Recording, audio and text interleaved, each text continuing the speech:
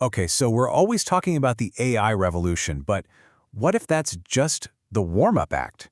Today we're looking past our current era to explore what the next great technological leap might actually be. You know, the AI revolution, this fourth industrial revolution, it feels like it's everything, right? But history tells us one thing for sure. These huge shifts don't just stop. They build on each other. So the real question isn't just about what's happening now. It's about what happens when today's mind-blowing AI becomes, well, kind of normal. So that's exactly what we're going to dig into, based on a fascinating paper by researcher Mario Arturo Ruiz Estrada. And he predicts a future driven by a technology he calls natural organic AI. And yeah, that sounds wild, but it could completely redefine everything we think we know. Okay, but before we jump all the way to the seventh revolution, we got to ask a basic question. What even makes a revolution industrial in the first place? We throw that term around all the time, but what's the actual recipe? Well, this paper boils it down to this really powerful trio. You need a new way to get energy, you need new ways to make stuff, and you need new ways to move stuff and talk to each other.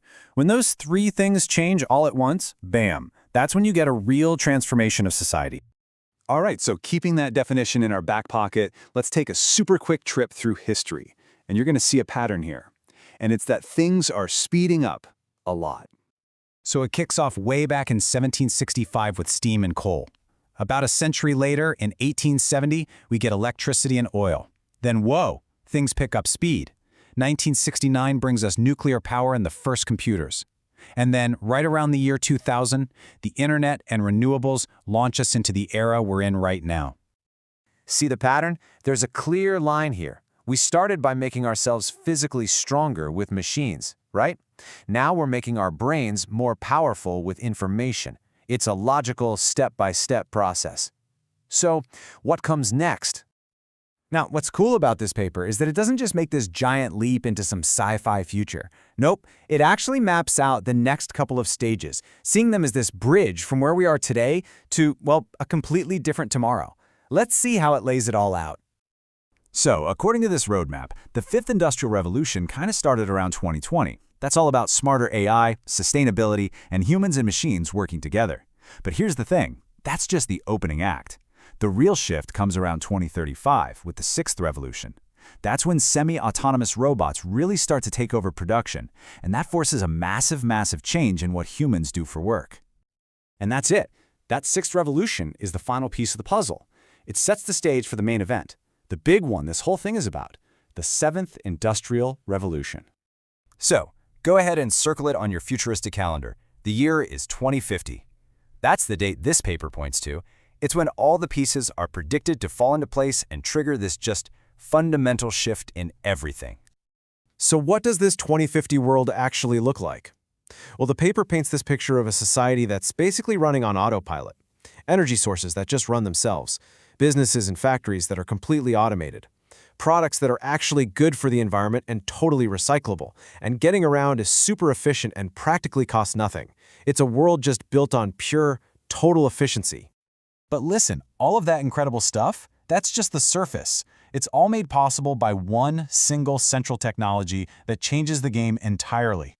And that's Natural Organic Artificial Intelligence, or NOAI for short. Now, this is the core idea. We have to stop thinking about AI as just a really smart tool we tell what to do. NOAI is imagined more like a self-sustaining digital ecosystem. Think of it like a giant intelligent network of sensors and computers that doesn't just learn, it can actually grow, fix itself, and regenerate, all on its own with zero human help. Okay, a self-sustaining intelligence. That's a pretty wild concept to wrap your head around. But what does that mean for us, for society? How would a world running on this kind of tech actually change our lives? Think about it. Every revolution we've had so far has caused huge economic waves, right? But the social and political changes, they always seem to lag behind a bit. Well, according to this model, the seventh revolution is going to be different. It's predicted to hit every part of our lives all at once, much more evenly. And this chart from the paper shows that difference so clearly. On the left, you've got the first revolution. See how the economic and tech bars are huge, but the social and political ones are smaller? Now look at the seventh, on the right. The impact is predicted to be high and way more balanced across the board. Economy, society, politics, and tech. It doesn't just change what we make, it changes how we live with each other. So this balanced, full society impact is going to be felt everywhere. But the research zeroes in on one specific part of our lives where the shakeup will be the absolute biggest. And you guessed it, it's the future of work. The paper is crystal clear on this. The most dramatic changes won't just be the gadgets we use, but the very meaning of having a job.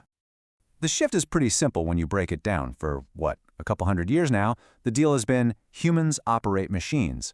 But in the future, this paper lays out humanoids running on this self-recurring AI will take over pretty much all the production and manual labor. So that leaves a huge question hanging in the air. What's left for us to do? And this is where it gets really interesting. The paper suggests our whole idea of value is going to flip. When machines can do all the physical work and even most of the heavy analytical thinking, the skills that can't be programmed become everything. Our value, our worth, shifts to what makes us uniquely human: creativity, imagination, and our social skills.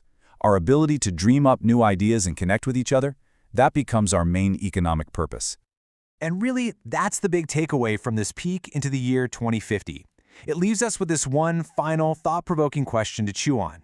In a world where automation handles almost everything, does our creativity become the last and maybe the most valuable human skill of all?